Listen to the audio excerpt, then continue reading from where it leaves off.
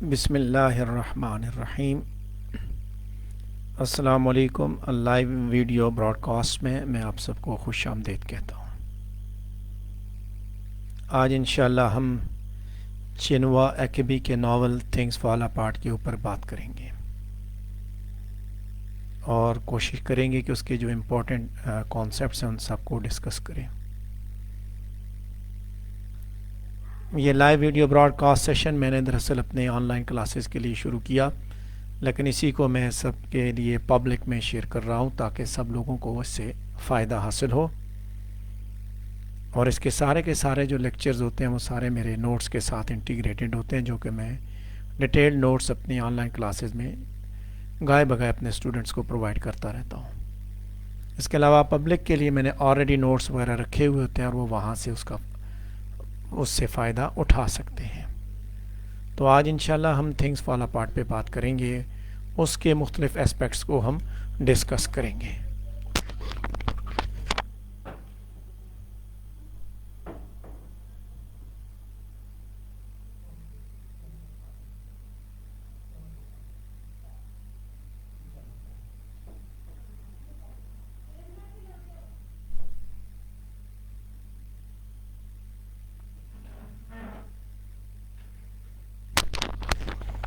چنوا ایکبی کا شاہکار things fall apart ایک بہت زبردست ناول ہے، اور اس کے اندر چنوا ایکبی نے بڑے زبردست انداز میں کلونیلزم کے مکروہ چہرے کو بے نقاب کیا ہے۔ سب سے پہلے ہم اس کے بیک گراؤنڈ پہ بات کریں گے کہ اس ناول کا کیا بیک گراؤنڈ ہے، یہ کہاں سے کہانی اس کی شروع ہوتی ہے اور کہاں جا کے پہنچتی ہے۔ اور اس ناول کے جب ہم بیک گراؤنڈ پہ بات کرتے ہیں تو اسی سے ریلیٹڈ یہاں پہ ایک کوسچن بھی آ جاتا ہے، میں اس کو بھی آپ کو ساتھ میں ہی بتا دیتا ہوں کہ the novel is a response to a large tradition of European literature in which Africans are depicted as primitive and mindless savages. Comment یعنی کہ اس حساب سے اس کے اوپر تبصرہ کریں کہ یہ ایک ریسپانس ہے ایک اس جو یورپین لٹریچر کا ٹریڈیشن تھا، یورپین لٹریچر کے اندر جو تصویر کشی کی گئی تھی ان کی افریکنز کی، اس کے ریسپانس میں یہ لکھا گیا۔ تو یورپین لٹریچر میں کس طرح تصویر کشی کی گئی تھی، آپ تھنگس فال اپارٹ کو دیکھ ہارٹ آف ڈارکنیس کو دیکھ سکتے ہیں کہ اس میں کس طرح چنوا اس نے کس طرح اس نے بتایا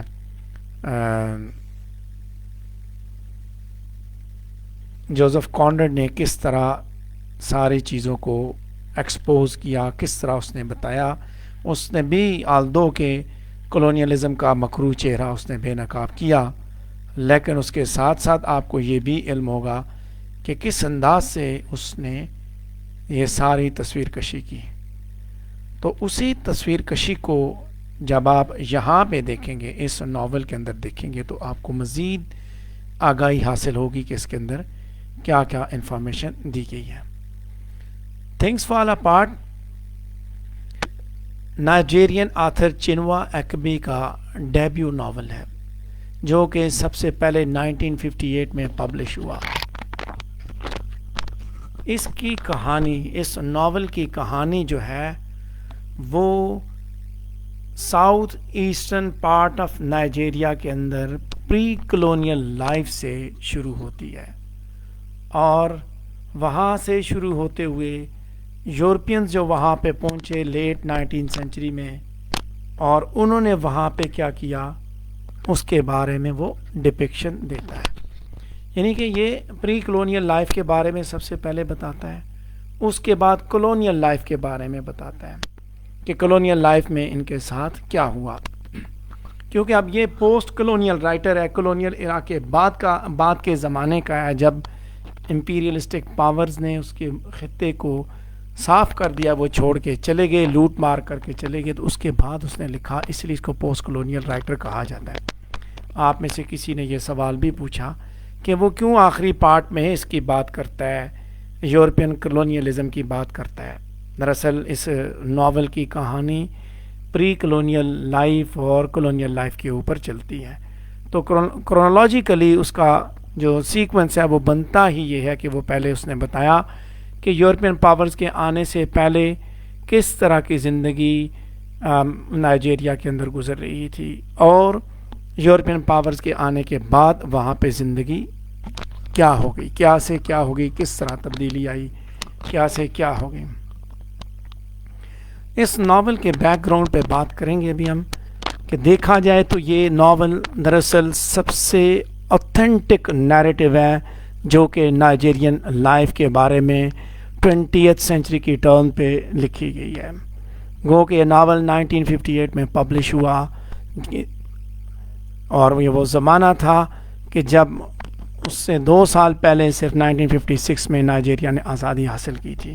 تاہم اس کتاب کی ہزاروں کے حساب سے کاپیاں ہر سال یونائٹڈ اسٹیٹس میں فروخت کی جاتی ہیں. ملینز کے حساب سے اس کی کاپیز, اس ناول کی کاپیز پوری دنیا میں بیچی گئیں. مختلف زبانوں میں اس ناول کا ترجمہ کیا گیا. بہت سی پروڈکشنز کے لیے اسٹیج, ریڈیو پہ, ٹیلی ویژن پہ اس کو اڈیپٹ کیا گیا. ہائی اسکول کے ٹیچرز, کالجز کے ٹیچرز, گریجویٹ اسکول کے ٹیچرز نے اس کتاب کو اپنی کلاسز میں ایز اے ٹیکسٹ بک استعمال کیا.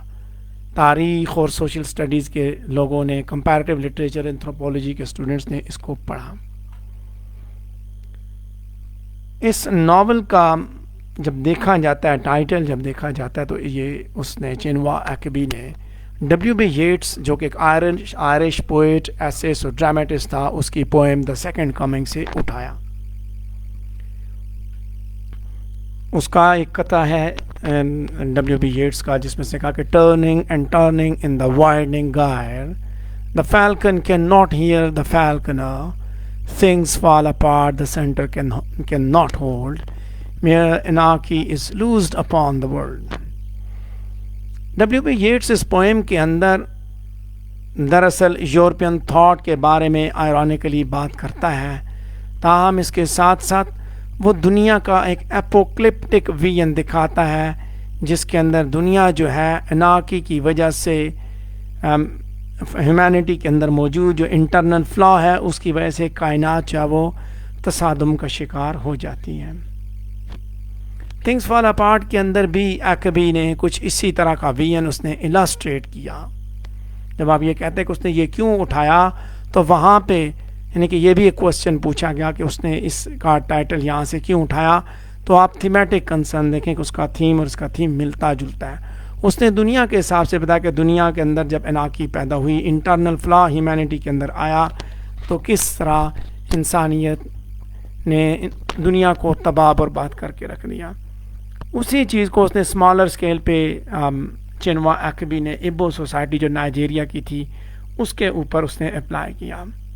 انٹرنل ویکنیس جو نیٹو سٹرکچر کے اندر تھی اس نے دراصل یموفین جو کمیونٹی تھی اس کو تباہ کر دیا, اور وہ یموفین کمیونٹی جو ہے وہ فارن ریلیجن, کامرس, ٹیکنالوجی اور گورنمنٹ کے طوفان کے سامنے نہ کھڑی ہو سکی. جس طرح وہاں پہ انارکی تھی یہاں پہ بھی انارکی تھی, یہ کلیپس کر گئے. دوسری بات یہ کہ سیکنڈ کمنگ کے اندر W.B. ییٹس جو ہے وہ اینٹی کرائسٹ کو ایووک کرتا ہے, leading an anarchic world to destruction, بتاتا ہے کہ اینٹی کرائسٹ یعنی کہ دجال دراصل اس انارکک ورلڈ کو تباہی کی طرف لے کے جا رہا ہے. اسی طرح کی اومینس ٹون جو ہے وہ تھنگس فال اپارٹ کے اندر بھی نظر آتی ہے. ریلیجیس پریزنس اور انٹینسو گورنمنٹ دونوں مل کے دراصل یموفین ورلڈ کو پارا کرتے ہیں, اس کا شیرازہ بکھیر کے رکھ دیتے ہیں.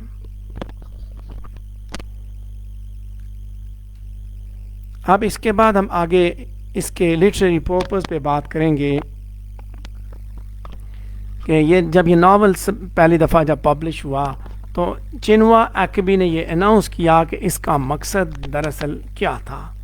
لٹری پرپز کے حساب سے اس نے یہ کہا کہ یہ کمپلیکس ڈائنامک سوسائٹی کو پریزنٹ کرنا چاہتا ہے ویسٹرن آڈینس کو, ویسٹرن ریڈر کو وہ کمپلیکس اور ڈائنامک سوسائٹی دکھانا چاہتا ہے کہ جس کو انہوں نے پریمیٹیو, سمپل اور بیکورڈ کے طور پہ پرسیو کیا تھا. وہ ان کو وہ دنیا, وہ اس سوسائٹی کے بارے میں بتانا چاہتا ہے کہ جو سوسائٹی دنیا کو دراصل پریمیٹیو اور بیکورڈ دکھائی گئی.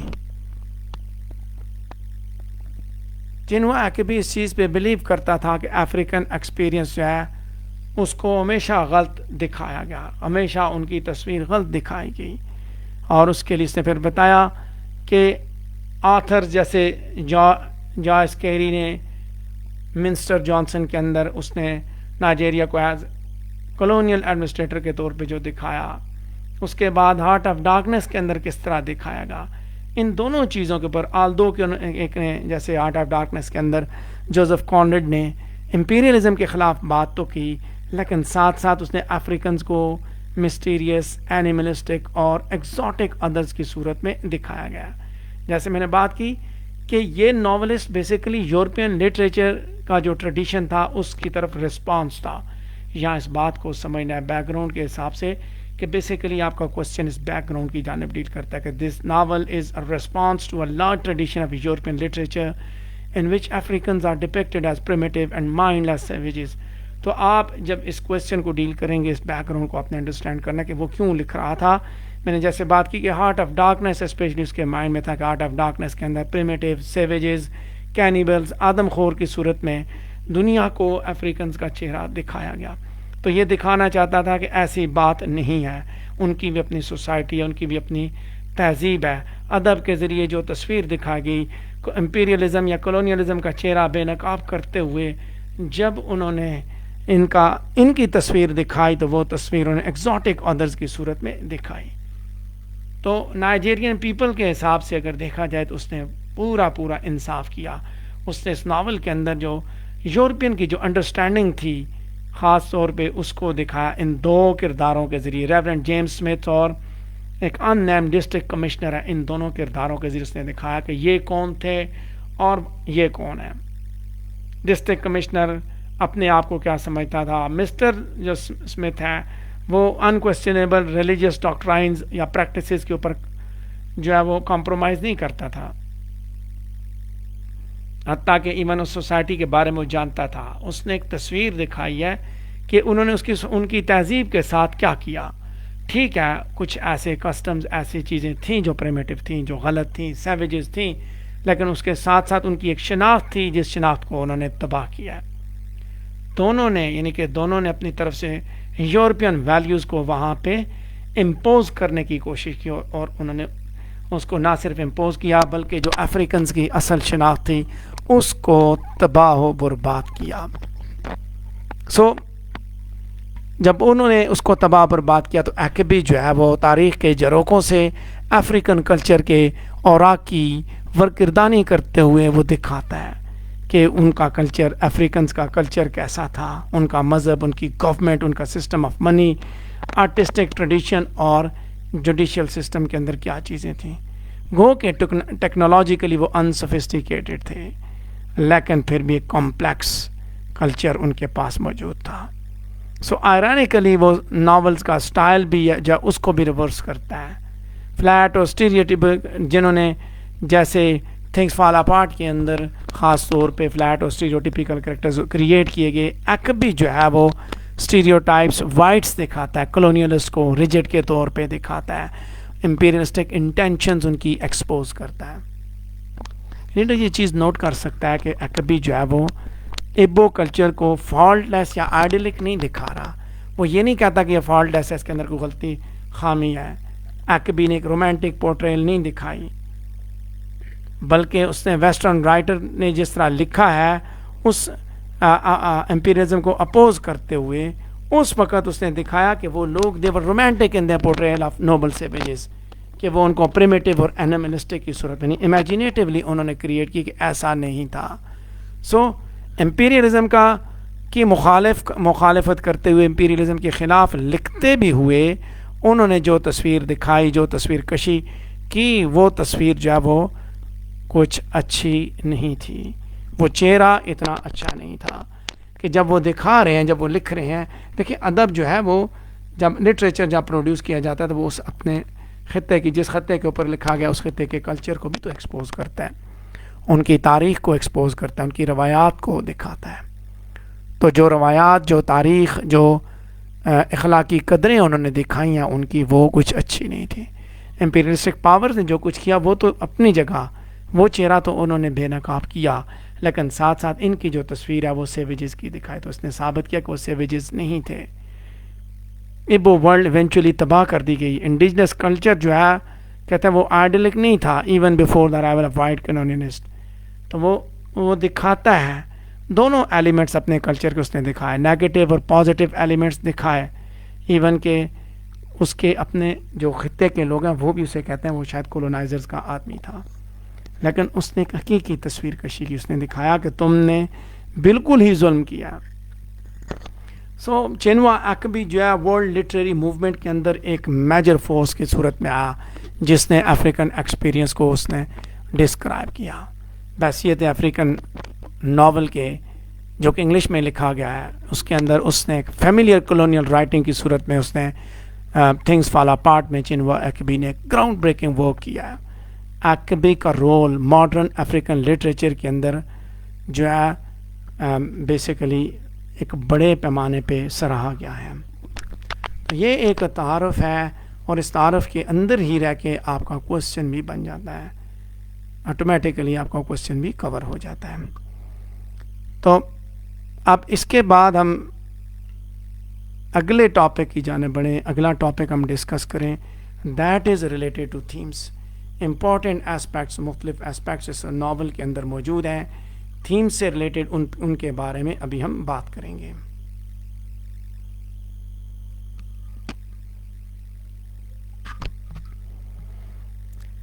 تھیم جس طرح میں نے پہلے بات کی، جو امبیڈڈ آئیڈیاز ہوتے ہیں، جنرلی امبیڈڈ آئیڈیاز ان کو آپ تھیم کہتے ہیں. ٹھیک ہے، میننگ جو بیسیکلی آپ کو ناول سے ملتے ہیں کہ ناول سے کیا میننگز آپ اخذ کرتے ہیں، کیا مطلب اخذ کرتے ہیں، پورے ناول سے، اس کی کہانی سے کیا آپ مطلب اخذ کرتے ہیں. ٹھیک ہے، اوور آرکنگ آئیڈیاز اور بلیفس ہوتے ہیں جو کہ رائٹر اپنے ورک کے اندر ایڈ کرتا ہے. ایک کثرت کے ساتھ موجود ڈائیورس تھنگس والا پارٹ کے اندر چنوا ایکبی نے ایڈ کیے. اس نے نہ صرف انڈیجنس پیپل کی سٹرگل کو دکھایا، بلکہ اس کے ساتھ ساتھ اس نے وہاں پہ کلونیلزم کا آنا، ان کی تباہی اور تباہی کے بعد جانا، وہ سارے کے سارے حالات اس نے دکھائے. اس ناول کے اندر اس نے ساری چیزیں اس نے ایکسپوز کی ہیں. کلونیلزم، اب اس میں آپ دیکھیں سب سے پہلی چیز، سب سے پہلا جو امپورٹنٹ جو تھیم ہے وہ اس کا ہے کلونیلزم اور اس کے ایڈورس امپیکٹس کے اوپر. کہ یہ ناول جو ہے اس کے اندر اس نے دکھایا کہ کس طرح کلونیلزم نے کیا کر دیا. اوکان کو جب ایگزائل سے واپس آتا ہے، کرسچینٹی نے ٹیک اوور کر لیا، سارا ٹرائب جو ہے وہ اب نئے ریلیجن کو ایکسیپٹ کرنے جا رہا ہے، نئی تہذیب کو ایکسیپٹ کرنے جا رہا ہے. وائٹ مین بہت چلاک ہے، باوجود اس کے کہ انہوں نے despite having tarnish reputation in the village he locks horns with them. Okonkwo جو ہیرو ہے وہ ان کے ساتھ ٹکراتا ہے، تصادم کرتا ہے، اور وہ جب اسے یہ بات پتہ چلتا ہے کہ اس نے مسٹر براؤن نے نیٹیوز کو لکھنا اور پڑھنا سکھانا شروع کر دیا ہے، بہت سے نامز اور ٹریڈیشن تباہ ہو چکے ہیں کہ یہ سیویج ویز ہیں. سو اس وقت پتہ چلتا ہے کہ یہ لوگ کیا کرنے جا رہے ہیں. کلونیلزم کا مطلب یہ ہے کہ وہاں سے گورا وہاں سے آیا، اس نے وہاں پہ اپنی آبادی بنائی، آبادکاری. وہ آبادی کس طرح وہ اپنے مذہب سکھانے کے بہانے آئے ہیں، اور لوکلز کو بھی انہوں نے آ کے ٹرانسفارم کرنا شروع کر دیا، اپنے مذہب پہ لگانا شروع کر دیا. یہ ایڈورس امپیکٹس ہوئے کہ وہاں کی تہذیب ختم، جب کلونیلسٹ آتا ہے کسی خطے میں، وہاں کی تہذیب کو تباہ کرتا ہے، وہاں کے کلچر کو تباہ کرتا ہے، وہاں کے جو مذہب ہے، مذہبی شناخت ہے، اس کو تباہ کرتا ہے. اور یہی کچھ یہاں پہ کیا گیا. یہ ہیں اس کے ایڈورس امپیکٹ. اس کے بعد سوشل ٹرانسفارمیشن اینڈ ٹریڈیشن، یہ دوسرا تھیم ہے کہ وہاں اس ناول کے اندر آپ دیکھیں تو ایک بیٹل چل رہی ہے پروگریسو سوشل ٹرانسفارمیشن اور ٹریڈیشنز کے درمیان. لوگ ترقی کرنا چاہتے ہیں, سوشلی ٹرانسفارم ہونا چاہتے ہیں, اور ترقی کے نام پہ ہی گورے نے آ کے وہاں ساتھ ساتھ اپنے مذہب کا ٹیکہ بھی لگانا شروع کر دیا. دوسری طرف وہ لوگ ہیں جو اپنی روایات کے امین, اپنی روایات کو سنبھالنا چاہتے ہیں. نئے ریلیجس سوشل آرڈر جو کہ برٹش مشنری لے کے آیا تھا, وہ اس کے ساتھ ساتھ ان کو سوشلی ٹرانسفارم کر رہا تھا. جو پرانا ان کا سیٹ اپ تھا وہ اب ان کی روایات کا امین تھا, اور وہ روایات آہستہ آہستہ ڈکلائن کا شکار ہوئیں اور آخرکار وہ روایات ختم ہو گئیں. اس کے بعد ایک اور تھیم ہے مردانگی سے ریلیٹڈ, میسکولینٹی جو ہے وہ اور اس کی ڈیمانسٹریشن ایک افریقن ولیجز کے اندر ایک ورچو کے طور پہ سمجھی جاتی ہے. تو کس طرح میسکولینٹی دکھائی گئی, آپ اس میں دیکھیں کس طرح وہ نوائے کو جو ہے وہ نوائے اور ایکمیفیونا کا جو کردار ہے, اوکانکو کی جو ٹریٹمنٹ ہے, اس کو جب دیکھا جائے تو آپ کو سارا کلیئر ہو جائے گا کہ مردانگی کے حساب سے وہ کس کو سمجھتا ہے, اور کس طرح وہ ایکمیفیونا کو وہ قتل کرتا ہے صرف اس لیے کہ اس کی مردانگی کے اوپر سوال نہ اٹھیں. اوکانکو اپنے باپ سے نفرت بھی اسی لیے کرتا ہے کہ اس کے اندر مردانگی نہیں تھی, اپنے بیٹے سے اس لیے نفرت کرتا ہے کہ مردانگی نہیں ہے, بیٹی سے اس لیے محبت کرتا ہے اس کے اندر اس کے باپ جیسی خوبیاں ہیں. سو میسکولینٹی وہاں پہ, مردانگی وہاں پہ ایک بہت بڑا ورچو سمجھا جاتا تھا, ایک بہت بڑی خوبی سمجھی جاتی تھی. اس کے بعد سپیریارٹی آف انگلش, یہ بھی اس کا ایک تھیم ہے. آلتو کہ چینوا ایکبی نے اس انگلش کے اندر ایبو ورڈز کو ایڈ کرنا شروع کیا, لیکن یہ بات نظر آتی ہے کہ اس نے بھی امپیریل لینگویج کو اس نے ایکسیپٹ کر لیا تھا. امپیریل, کیونکہ امپیریلسٹک پاورز کی لینگویج تھی, گورے کی لینگویج تھی جو آیا تھا, تو اس نے بھی اپنا جو میڈیم ہے وہ بیسیکلی یہی والا اختیار کیا, انگلش کو اختیار کیا. اگر آپ سے یہی کوسچن پوچھ لیا جائے کہ اس نے کیوں کیا, دیکھیں چینوا ایکبی یورپین کولونیلسٹ پاورز کا چہرہ بے نقاب کرنا چاہتا تھا اور دنیا کو افریقن کلچر کی اصل تصویر دکھانا چاہتا تھا. تو اس کے لیے جب اس نے دنیا کو دکھانے, اس نے پھر اس کے لیے وہی زبان اٹھانی تھی جس کو زیادہ لوگ جس کو پڑھ سکیں. اگر وہ اپنی زبان میں بتاتا تو بہت تھوڑے لوگوں نے پڑھنا تھا. انگریزی میں زیادہ لوگوں نے پڑھا, پھر اس کے بعد اس کی ٹرانسلیشن بھی ہوئی, مزید اور لوگوں نے پڑھا, اور وہ جو امپیریلسٹک پاورز کا جو مکروہ چہرہ تھا وہ مزید بے نقاب ہوتا گیا, مزید اس کے اندر جو بھی خامیاں تھیں وہ ساری کی ساری پتہ چلتی گئیں. اس کے بعد اگلا تھیم ہے سوشل ڈاکومنٹری کا. یہ ناول دراصل سوشل نارمز اور جو ٹریڈیشنز ہیں ایبو پیپل کے وائٹ مین کے آنے سے پہلے کے ان کا جو ایک ریکارڈ ہے وہ پیش کرتا ہے. اسی کے اندر اس نے میسکولینٹی, سوشل فیبرک, پلازیبلٹی, ان چیزوں کو اس نے اوکانکو کے کردار اپنی اس کی بیویوں, اس کے انسسٹرز کے تھرو, اس کے بیٹے کے تھرو اس نے دکھا ہے. اور اوکانکو خود جو ہے ایبو سوسائٹی کی اسٹرینتھ کا ایک نمونہ ہے. اس کے بعد اگلا تھیم ہے سوشل ڈس انٹیگریشن کا. گو کے ناول کا پہلا پارٹ جو ہے اس کے اندر آپ دیکھتے ہیں کہ فیبرک, سوشل فیبرک ہے, وہ پیپل سارے کے سارے جڑے ہوئے ہیں. تو وہ ڈسکلوز کرتا ہے کہ کس طرح ناول شروع ہوتا ہے, کس طرح ڈس انٹیگریشن شروع ہوتی ہے اور ایک نیا سوشل سیٹ اپ چلتا ہے. آپ اسی چیز کو آپ دیکھیں, پھر دوبارہ یہی بات کی جو آپ نے سوال کیا کہ وہ کیوں تیسرے حصے میں جا کے وہ گورے کے بارے میں بات کرتا ہے, وہ پہلے حصے میں کیوں نہیں کرتا.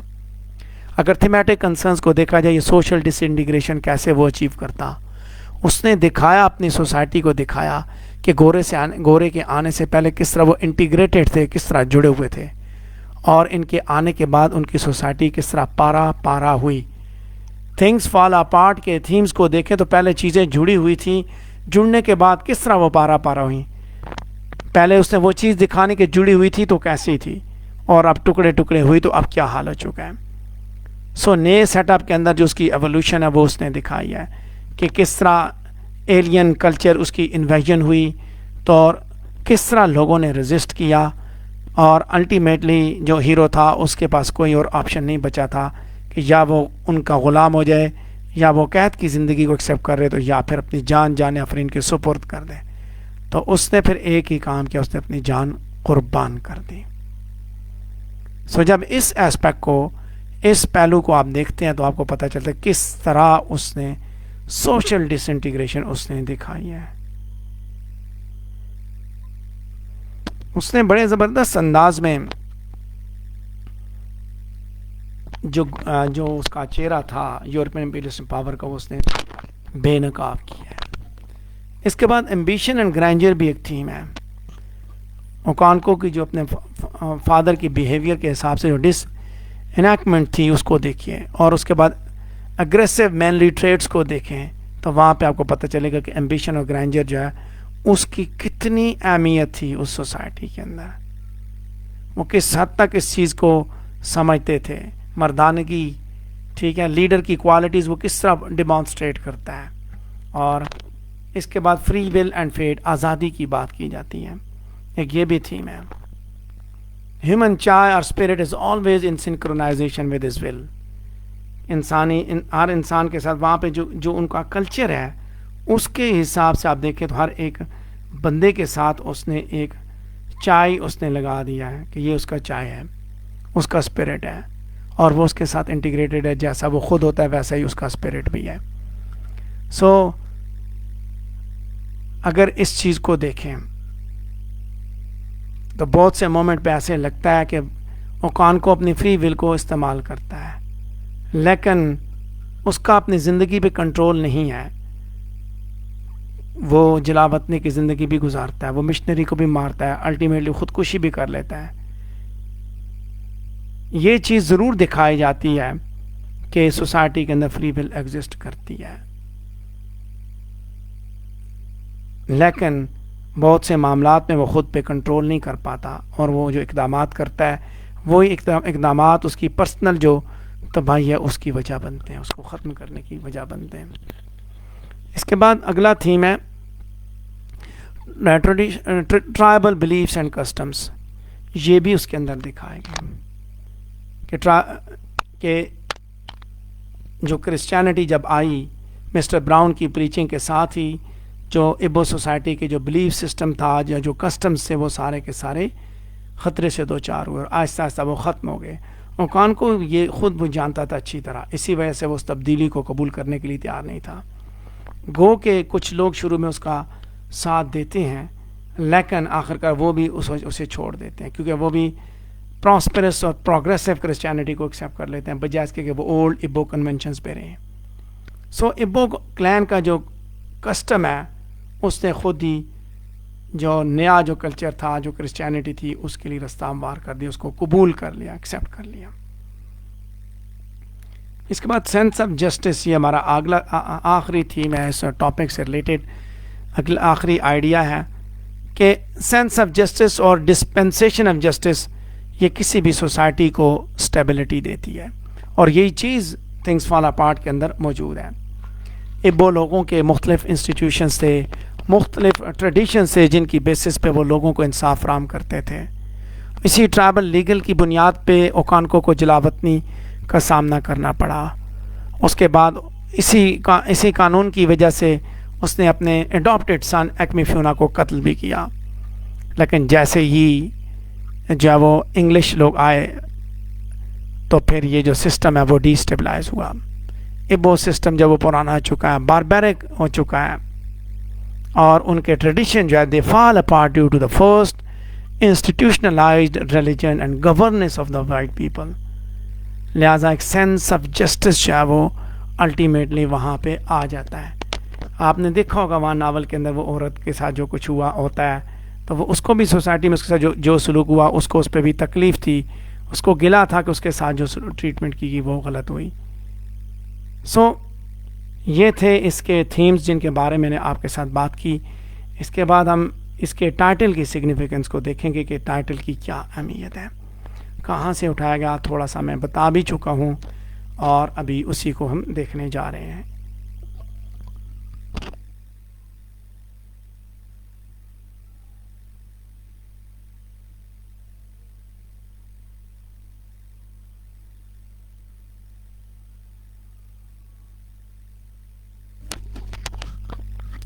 सिग्निफिकेंस ऑफ टाइटल के हिसाब से इसके दो क्वेश्चंस भी आपने पूछे. एक पूछा कि Y एक्बी did take the title from W.B. Yeats poem. मैं पिछले भी के अंदर भी ये डिस्कस कर चुका हूँ. उसके बाद टाइटल के बारे में भी बात की जा चुकी है.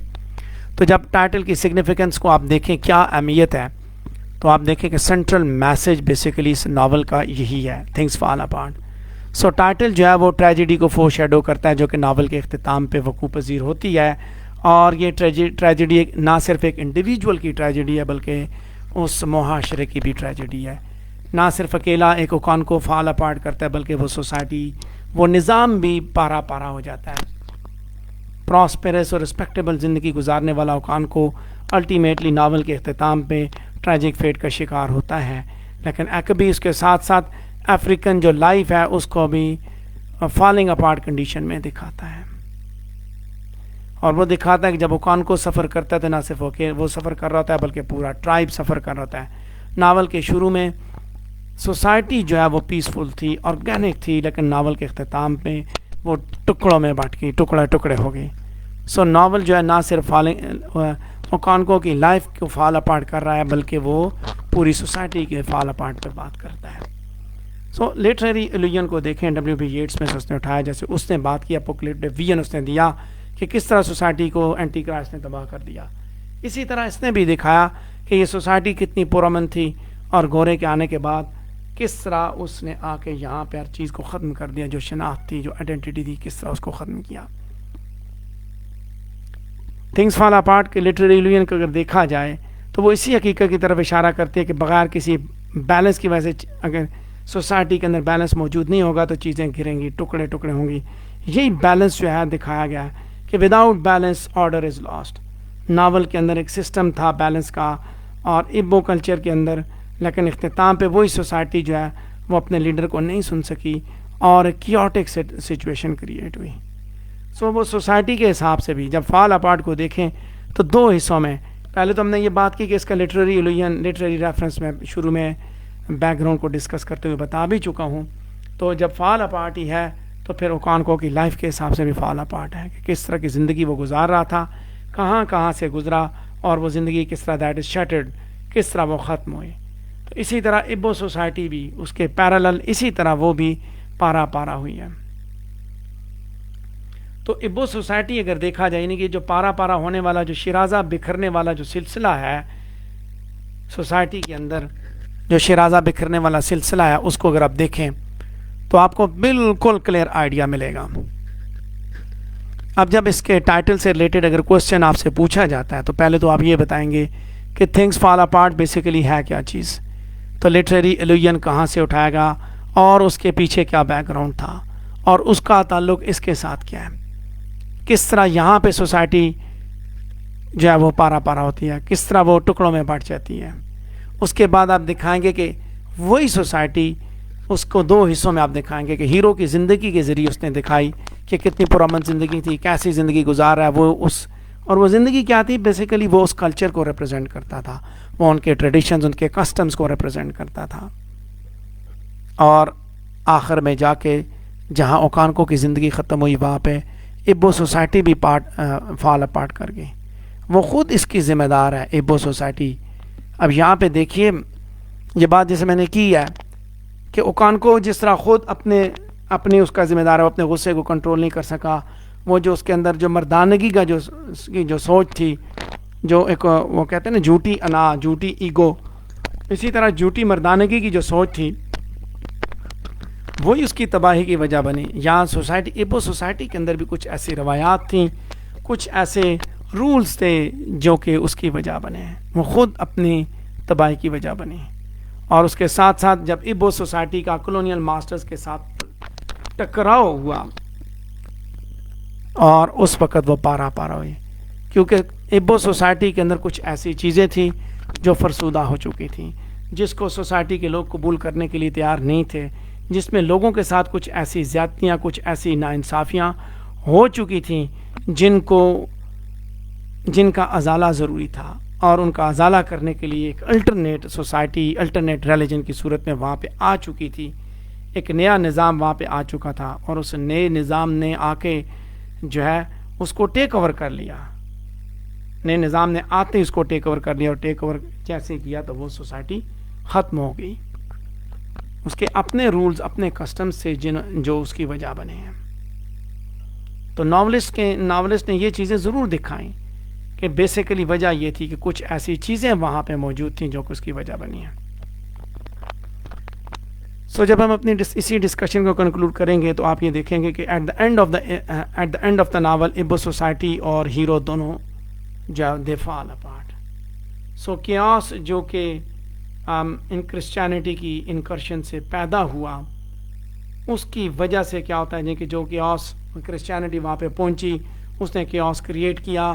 اوکان کو اب ایک قاتل بن چکا ہے اور وہ خود کو مار دیتا ہے. اسی طرح یہ سوسائٹی بھی لٹرلی فال اپارٹ, اور سمبولکلی یہ ریپرزینٹ کرتے کہ ابو سوسائٹی جو ہے وہ پارا پارا چکی ہے. ہم یہ کہہ سکتے ہیں کہ یہ ناول جو ہے بیسیکلی تھیمیٹک اپنے تھیم کے حساب سے بڑے ہی اپروپریٹ انداز میں اس نے پریزنٹ کیا ہے. تھیمیٹک کنسرنز اس نے سارے کے سارے اس ٹائٹل کے اندر اس نے پورے کیے ہیں. اب اس کے اندر آگے بات کرتے ہیں ہم کانفلکٹس کے ٹاپک پہ, کہ کچھ ایسے کانفلکٹس ہیں جو کہ چنوا اکبی نے اس ناول کے اندر پیش کیے, اور کس طرح اس نے ان کانفلکٹس کے اوپر بات کی ہے. تو ہمارا یہ اگلا ٹاپک ہوگا جس کو ابھی ہم دیکھنے لگے ہیں.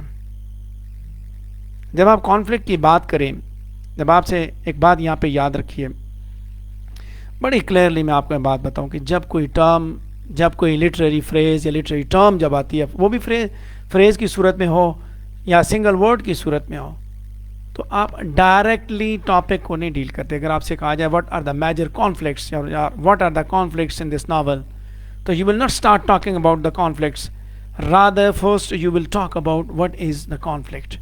کس بلا کا نام ہے, یہ کیا چیز ہے, کانفلکٹ کیا چیز ہے. جب تک آپ یہ نہیں بتائیں گے تو آپ آگے نہیں بڑھیں گے. پہلے آپ اس چیز کو کنسیپچولائز کریں گے. جیسے چنوا اکبی نے اس ناول کے اندر جو کانفلکٹ ایکسپاؤنڈ کیے, آپ کا کوشچن بھی ہے کہ conflicts discuss the various conflicts expounded by Achebe in the novel. تو پہلے اس چیز کو دیکھیں کانفلکٹ کیا ہے. لٹریچر کے اندر کانفلکٹ ایک لٹریری ایلیمنٹ ہے جو کہ دو اپوزنگ فورسز کے درمیان سٹرگلز کو پیش کرتا ہے, خاص طور پہ پروٹیگنسٹ اور انٹیگنسٹک فورسز کے درمیان جد و جہد. اور اس ناول جب بھی کسی لٹریری ورک کی کیئرفل ایگزامینیشن آپ کریں گے تو آپ کو نظر آئے گا کہ کچھ ایسے کانفلکٹس ہیں جو انٹرنل ہیں, کچھ ہیں ایکسٹرنل. انٹرنل یا سائیکولوجیکل کانفلکٹ اس وقت پیدا ہوتا ہے جب کریکٹرز جو ہے وہ دو اپوزٹ ایموشنز یا ڈیزائرز کے ساتھ ہیرو جو ہے وہ جد و جہد کر رہا ہوتا ہے, یعنی کہ گڈ اینڈ ایول اس کے اندر موجود ہوتے ہیں جن کے ساتھ اس کا مقابلہ چل رہا ہوتا ہے. یہاں پہ جب ڈس ایگریمنٹ کریٹ ہوتی ہے, جب وہ آپس میں ٹکراؤ پیدا ہوتا ہے, تصادم کریٹ ہوتا ہے, تو مینٹل ایگنی پیدا ہوتی ہے, یونیک ٹینشن پیدا ہوتی ہے, اور ایکشن جو ہے اس کی کمی پیدا ہوتی ہے. ہیملیٹ کے اندر یہ چیز انٹرنل کانفلکٹ تھا جس کی وجہ سے وہ ایکشن نہیں کر سکا. To be or not to be, that is the question, whether it is nobler in the mind to suffer the slings and arrows of outrageous fortune, or to take arms against a sea of troubles and by opposing and them to die, to sleep perchance to dream. تو وہاں پہ یہی تھا. Hamlet بھی یہ کہتا ہے ماروں یا نہ ماروں, باپ کے قاتل کو ماروں یا نہ ماروں. وہ انٹرنل کانفلکٹ تھا, لیک آف ایکشن پیدا ہوا. دوسری طرف ہے ایکسٹرنل کانفلکٹ جو کہ کردار جو ہے وہ آؤٹ سائڈ فورسز کے ساتھ جد و جہد کر رہی ہیں جو اس کی پروگرس کو ہیمپر کرتی ہیں. ایکسٹرنل کانفلکٹ میں انٹیگنسٹک ٹیکٹکس کے سامنے وہ جد و جہد کرتا ہے. سو کانفلکٹ بیسیکلی کسی بھی سٹوری لائن کا ایک امپورٹنٹ ایلیمنٹ ہے, اسینشیل ایلیمنٹ ہے. رائٹر اس کے ذریعے اپنی کہانی کو ڈیولپ کرتا ہے, انٹرنل ایکشن کو وہ پیش کرتا ہے, اور اس کے ساتھ ساتھ وہ آپ کو اس کے سارے جو مختلف ایسپیکٹس ہیں وہ دکھاتا ہے. اور آخر میں وہ ایک کانفلکٹ جو ہے وہ جب اس کا ریزولوشن ہوتا ہے تو وہ ریڈر جو اس پہ انٹرٹینمنٹ محسوس کرتا ہے. اب چونکہ کانفلکٹ جو ہے وہ کسی بھی سٹوری کے میجر پارٹس ہیں, تو رائٹر جو ہے کہانی کے شروع میں کانفلکٹ کریٹ کر اس نے تھنگس فال اپارٹ کے اندر کانفلکٹ کریٹ کیے, اور ان کو آخر میں اس نے ریزالو کیا. بہت سے کانفلکٹس اس کے اندر دکھائے گئے ہیں.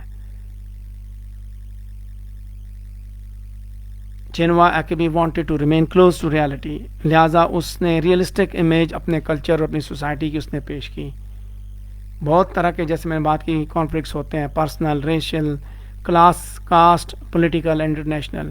جو کانفلکٹ اس ناول کے اندر دکھائیں گے وہ کلچرل کانفلکٹس ہیں. کلچرل آؤٹ سائڈ کے جو کانفلکٹ دیکھیے تو کلچرل کانفلکٹ آپ کو نظر آئیں گے. آؤٹ سائڈ کے دیکھیے تو پھر ریلیجن ورسز ریلیجن کا کانفلکٹ ہے. کلچرل کانفلکٹ کون سے ہیں؟ Western and traditional African values. ایک طرف ویسٹرن ویلیوز ہیں تو دوسری طرف ٹریڈیشنل افریقن ویلیوز ہیں. ٹکراؤ، تصادم.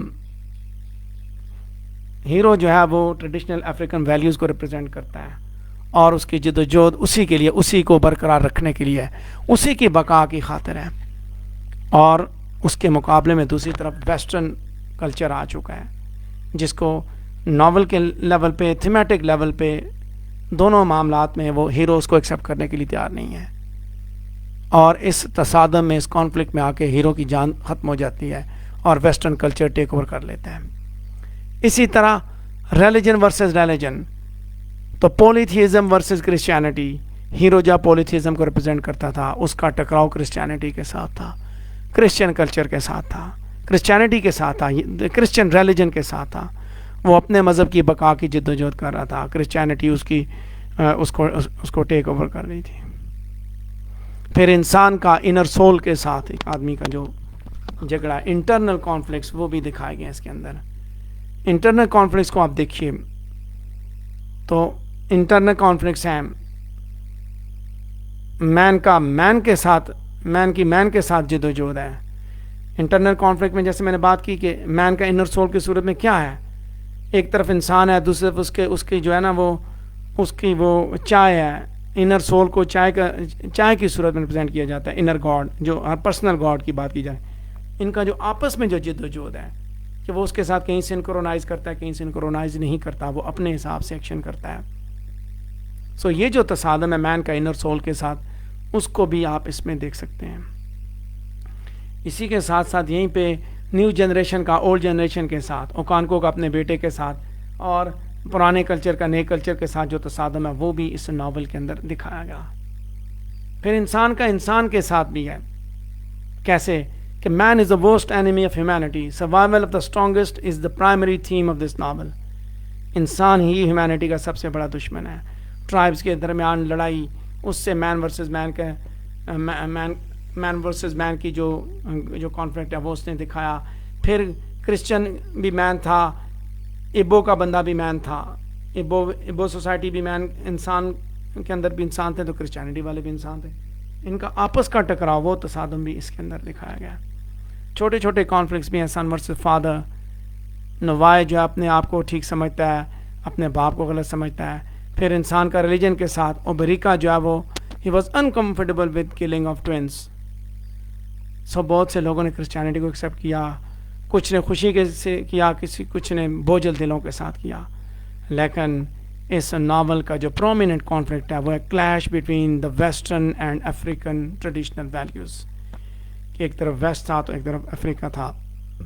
وہ جو تصادم ہے، جو ٹکراؤ ہے، وہ اس نے چنوا ایکیبی نے اس کے اندر دکھایا. یہ مختلف کانفلکٹس ہیں. ناول اگر آپ نے پڑھا ہوا ہے، اس کی سمری آپ نے پڑھی ہوئی ہے، تو یہ سارے کانفلکٹس آپ دیکھ سکتے ہیں. یہ چیزیں آپ دیکھ سکتے ہیں، بڑی اچھی طرح آپ کو ان کے بارے میں آگاہی حاصل ہو جائے گی. تو یہاں پہ ہم اس لائیو ویڈیو براڈ کاسٹ کے پہلے سیشن کو سٹاپ کرتے ہیں، اور نماز کی بریک کے بعد انشاءاللہ ہم دوبارہ شروع کریں گے. 15 منٹس کی ہم بریک لیتے ہیں، اور انشاءاللہ ہم 6:10 پہ دوبارہ حاضر ہوں گے، اور ہم اس کے باقی حصے کو انشاءاللہ ہم ڈسکس کریں گے.